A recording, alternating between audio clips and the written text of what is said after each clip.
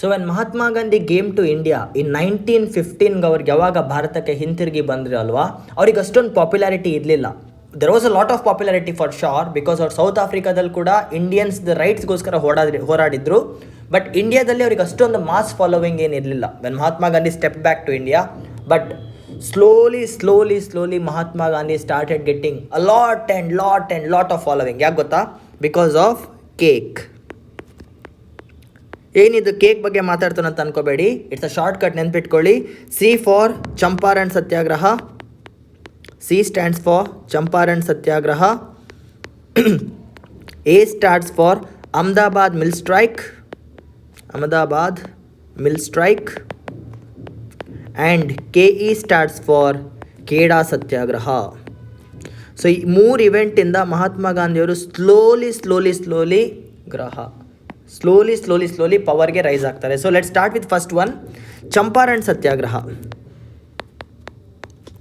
ನಾನು ಎಷ್ಟು ಡೆಪ್ತಾಗಿ ಹೇಳ್ತಾ ಇದ್ದೀನಿ, ನೀವೆಲ್ಲ ನೋಟ್ಸ್ ಮಾಡ್ಕೊಳ್ತಿದ್ದೀರಾ ಅಂತ ಅಂದ್ಕೊಳ್ತಿದ್ದೀನಿ. Hope you people do this. Okay, 1917 Champaran ಅನ್ನೋ ಊರಲ್ಲಿ, okay, in the place of Champaran, ಫಾರ್ಮರ್ಸ್ಗೆ ತುಂಬ ಅನ್ಯಾಯ ಆಗ್ತಿತ್ತು. Farmers were forced to cultivate indigo. And plus there was heavy taxes. ಏನಾದ್ರು ಬಿತ್ತನೆ ಮಾಡಿದ್ರೆ ನೀವು ಟ್ಯಾಕ್ಸ್ನ ಕೂಡ ಸಿಕ್ಕಾಪಟ್ಟೆ ಕಟ್ಟಬೇಕಿತ್ತು. There was a very exploitation system going on. ಯಾಕೆ ಎಕ್ಸ್ಪ್ಲಾಯ್ಟೇಷನ್ ಸಿಸ್ಟಮ್ ಇತ್ತು ಅಂದರೆ, ನಿಮ್ಗೆ ಗೊತ್ತಿರಬೇಕು, 1914 1918ವರೆಗೂ ವರ್ಲ್ಡ್ ವಾರ್ 1 ನಡೀತಿದೆ.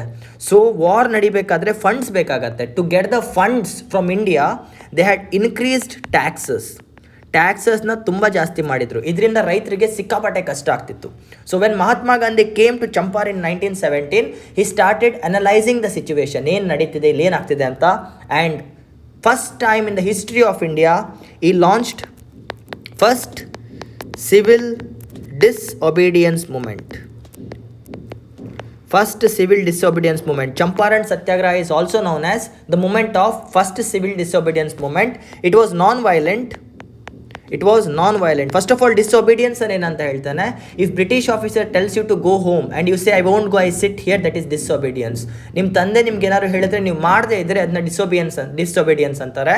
That kind of event is called as disobedience, and this is civil disobedience. Okay, it was non-violent. Mahatma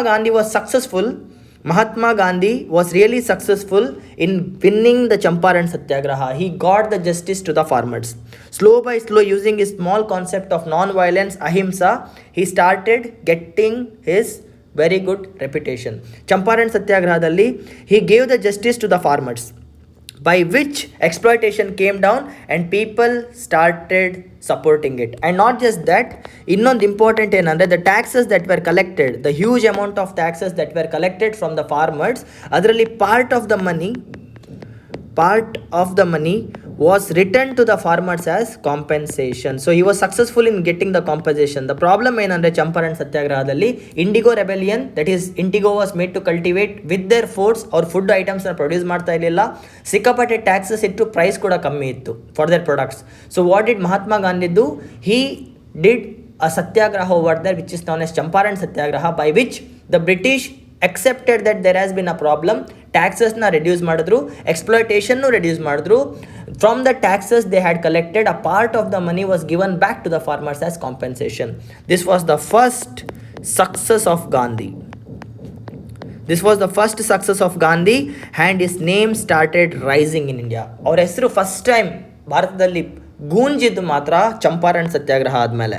ಅದಾದಮೇಲೆ second event that Mahatma Gandhi took place was Kheda satyagraha. This took place in the year 1918. ಖೇಡಾದಲ್ಲಿ ಕೂಡ ಸಿಕ್ಕಾಪಟ್ಟೆ simple ಆಗಿತ್ತು. There is a policy, ನಿಮ್ಗೆ ಗೊತ್ತಿರಬೇಕು, ಖೇಡಾದಲ್ಲಿ there was a policy. ಇದು ನಿಮ್ಮ land ಅಂತ ಅಂದ್ಕೊಳ್ಳಿ, ಇಲ್ಲಿ ನೀವು ಫಲಾನ ಏನಂತಾರೆ ಫಾರ್ಮಿಂಗ್ ಮಾಡ್ತೀರಾ, ಅಗ್ರಿಕಲ್ಚರ್ ಮಾಡ್ತೀರಾ. If you don't get 1/4 part of annual cultivation, ಅಂದರೆ ನೀವು ಕಲ್ಟಿವೇಟ್ ಮಾಡಿದಾಗ ನಿಮಗೆ 100 kg ಫಲ ಬರುತ್ತೆ ಅಂತ ಇಟ್ಕೊಳ್ಳಿ. ನಿಮ್ಮ ಹೊಲದಲ್ಲಿ ನಿಮಗೆ 25 kg ಬಂತು, ಅವತ್ತು 25 kg or less than 25 cultivate ಆದರೆ ನಿಮ್ಮ ಟೋಟಲ್ ಕೆಪಾಸಿಟಿಗಿಂತ ಬರೀ 25% ಮಾತ್ರ ನೀವು ಬಿತ್ತನೆ ಮಾಡೋಕ್ಕಾದರೆ, ಉಳುಮೆ ಬಂದರೆ, ಅಂಥ ಟೈಮಲ್ಲಿ ನೀವು ಟ್ಯಾಕ್ಸ್ ಕಟ್ಟಬೇಕಂತ ಇಲ್ಲ. You need not pay the tax because you are already in loss. ನೀವು ನಾರ್ಮಲ್ ಆಗಿ ಒಂದು ವರ್ಷಕ್ಕೆ 100 kg ಅಕ್ಕಿನ ಬೆಳಿತಾರ ಅಂತ ಇಟ್ಕೊಳ್ಳಿ. ಬಟ್ ಅವತ್ತು ಏನೋ ಅಪ್ಸ್ ಆ್ಯಂಡ್ ಡೌನ್ಸ್ ಆಯಿತು, ಸ್ವಲ್ಪ ಬರಗಾಲ ಬಂತು, ನೀವು ಬರೀ 25 kgನೋ ಇಲ್ಲ ಅದಕ್ಕಿಂತ ಕಮ್ಮಿ ಬೆಳೆದ್ರೆ 1/4, you will be not asked to pay the taxes. But see here, this is happening in the year 1918. It was a time of World War I. Britishers really wanted money. ನಿಮಗೆ 25% ಬರಲಿ ಬಿಡಲಿ, ನೀವು ಎಷ್ಟು ಬೆಳೆದ್ರಿ ಬಿಡಲಿ, they imposed high taxes. They impose the high taxes. They really impose the high taxes because of which the farmers got exploited. ಇಲ್ಲೂ ಕೂಡ ಮಹಾತ್ಮ ಗಾಂಧಿಯವರು ಬಂದರು. He did his satyagraha here also. He did his satyagraha here also, and Sardar Vallabhbhai Patel supported this event. Mahatma Gandhi aur jote even Sardar Vallabhbhai Patel supported Kheda Satyagraha, and in Champaran Satyagraha with Mahatma Gandhi, the first president of India, Dr. Rajendra Prasad also supported this event. Nenpitkolli, the first person to support Mahatma Gandhi in Champaran Satyagraha was Dr. Rajendra Prasad, and the person to support Mahatma Gandhi in Kheda Satyagraha was Sardar Vallabhbhai Patel. Here also he was successful in getting some amount of concessions. ಇಲ್ಲೂ ಕೂಡ ಸ್ವಲ್ಪ ಕನ್ಸೆಷನ್ಸ್ನ ಕೊಟ್ಟರು. The taxes was not completely removed, but British officers gave some concessions to pay the taxes. So ಎರಡರಲ್ಲೂ ಒಂದೇ ಆಗ್ತಿದೆ. In case of Champaran, Indigo Rebellion and the exploitation of the farmers, in which Mahatma Gandhi did something and got some compensation for the farmers. In case of Kheda Satyagraha, 25%ಗಿಂತ ಕಮ್ಮಿ ನಿಮ್ಮ revenue ಬಂದರೆ, whatever you invested, you did not pay the taxes ಅಂತ ಹೇಳಿದರು. Even after that they exploited the farmers saying that you have to pay the tax.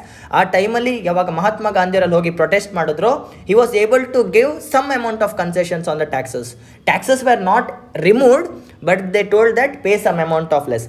ಇದನ್ನು ಕೂಡ success ಅಂತಾನೆ ಕರೀತಾರೆ. Even this event of Mahatma Gandhi became a success. ಅರ್ಥ ಮಾಡ್ಕೊಳ್ಳಿ, both the events is success. The following of Mahatma Gandhi is growing. First Champaran ಸತ್ಯಾಗ್ರಹದಲ್ಲಿ grow ಆಯಿತು 1917ನಲ್ಲಿ, ಒಂದು ವರ್ಷನೇ ಮುಗಿದೆ 1918ನಲ್ಲಿ. he successfully completed Kheda Satyagraha. Both of them are farmer protests. ನೆನ್ಪಿಟ್ಕೊಳ್ಳಿ, both of them are farmer protests. After this in 1918 one more event takes place. 1918 one more event takes place, that is Ahmedabad mill strike. ಇದ್ರ ಬಗ್ಗೆನೂ ಹೇಳ್ತಾನೆ, ಚಿಕ್ಕ event. Ahmedabad mill strike ಅಂದರೆ ಏನು? The employees, the workers of this mill wanted the increment of their salary. They wanted increment of their salary by 35%. ಅಂದರೆ ಈಗ ನಿಮ್ಮ ಹತ್ರ 100 ರೂಪಾಯಿ ಇದೆ ಅಂತ ಇಟ್ಕೊಳ್ಳಿ, ನಿಮ್ಗೆ ಸ್ಯಾಲ್ರಿ 135 ರೂಪಾಯಿ ಆಗಬೇಕು ಅನ್ನೋದೇ ಇನ್ಕ್ರಿಮೆಂಟೇಷನ್. ಎಷ್ಟು ಬರ್ತಿದೆಯೋ ಅದಕ್ಕೆ 35% ಹೈಕ್ ಬೇಕು ಅಂತ those people were doing the protest. But unfortunately the mill owners were not ready to give him. So Mahatma Gandhi ಅಲ್ಲೂ ಬಂದು for the first time he launched hunger strike. ಇಲ್ಲಿ ಅವ್ರು ಮಾಡಿದ್ದು ಉಪವಾಸ ಸತ್ಯಾಗ್ರಹ, ಅಲ್ಲಿ ಮಾಡಿದ್ದು ನಾನ್ ವೈಲೆಂಟ್ ಸತ್ಯಾಗ್ರಹ. ಜಗಳ ಮಾಡದೆ ಕೂತ್ಕೊಳ್ಳೋದು, ಇಲ್ಲಿ ಜಗಳ ಮಾಡದೆ ಊಟನೇ ಮಾಡದೆ ಕೂತ್ಕೊಂಡ್ರು. First time the hunger strike by Mahatma Gandhi was done in India in 1918 in Ahmedabad mill strike. He had gained so much of popularity that all the people were also supporting him. End of the day, the mill owners accepted to their demands. ಅವ್ರು ಕೂಡ ಬಂದು ಡಿಮಾಂಡ್ಸ್ನ ಒಪ್ಕೊಬಿಟ್ರು. ಇವಾಗ ಹೇಳಿ, what do you call Mahatma Gandhi? ನಾವು hattrick hero ಆಗಿಬಿಟ್ರು. Mahatma Gandhi became hattrick hero with cake. Champaran Satyagraha, Ahmedabad mill strike and Kheda Satyagraha 1917 and 1918. With this, Mahatma Gandhi gained a lot of fan following in less than 2 years in India. ಅರ್ಥ ಮಾಡ್ಕೊಳ್ಳಿ, ಬರೀ 2 yearsಲ್ಲಿ Mahatma Gandhi got his reputation, got his identification, and doctor Rajendra Prasad gave him a nickname called as Bapu. It was Dr. Rajendra Prasad after Champaran Satyagraha who named Mahatma Gandhi as Bapu ಅಂತ correct start ಮಾಡಿದ್ರು. When Mahatma Gandhi entered India in 1915, he was Mohandas Karamchand Gandhi, but within 1917 he was shortly called as Bapu. You can understand how popularity Mahatma Gandhi had gained in less than 2 years. This is how there is the rise of Mahatma Gandhi. ಇದನ್ನು ನೀವು rising period of Mahatma Gandhi ಅಂತ ಕರಿಬೋದು. If they ask how did Mahatma Gandhi rise, within 3 events: Champaran Satyagraha of 1917, Kheda Satyagraha, and Ahmedabad Mill Strike of 1918, Mahatma Gandhi rose into power. 2 events are farmer protest, one event is employee protest. With this, Mahatma Gandhi started making his way towards the Indian nationalism and Indian freedom movement. Okay? ಇಷ್ಟು ಅರ್ಥ ಆಗಿದೆ ಅಂತ ಅಂದ್ಕೊಳ್ತೇನೆ. And this is 1918. So 1919 ಏನಾಗುತ್ತೆ, ಮಾಂಟೆಗ್ಯೂ Chelmsford reforms ಮಾಂಟೆಗ್ಯೂ ಚರ್ಮ್ಸ್ಫೋರ್ಡ್, ಅವನ ಹೆಸರು ನಂಗೆ ಹೇಳೋಕ್ಕೆ ಬರಲ್ಲ ಗುರು, ಚರ್ಮ್ಸ್ಫೋರ್ಡ್ ರಿಫಾರ್ಮ್ಸ್ ಸ್ಟಾರ್ಟ್ ಆಗುತ್ತೆ. ಇದ್ರ ಬಗ್ಗೆ ಏನಂತ ಡಿಸ್ಕಸ್ ಮಾಡೋಣ. Okay, what happened, see come back 1914ಇಂದ 1918 ಆಗಿದ್ದೇನಿತ್ತು, ವರ್ಲ್ಡ್ ವಾರಲ್ಲಿ ಸಪೋರ್ಟ್ ಮಾಡಿದ್ರೆ people thought that they would give us swaraj or independence. ಅದು ಕೊಡಲಿಲ್ಲ. They didn't give us swaraj or independence. Instead of that they gave us Montagu Chelmsford reforms of 1919. So ಇವಾಗ ಇದನ್ನು ನೋಡೋಣ. But ಈ ರಿಫಾರ್ಮ್ ಬರೋಕ್ಕಿಂತ ಮುಂಚೆ the name of Mahatma Gandhi had already been popular in India by what, cake. ಏನದು, Champaran Satyagraha, Ahmedabad mill strike and Kheda Satyagraha. Let's continue.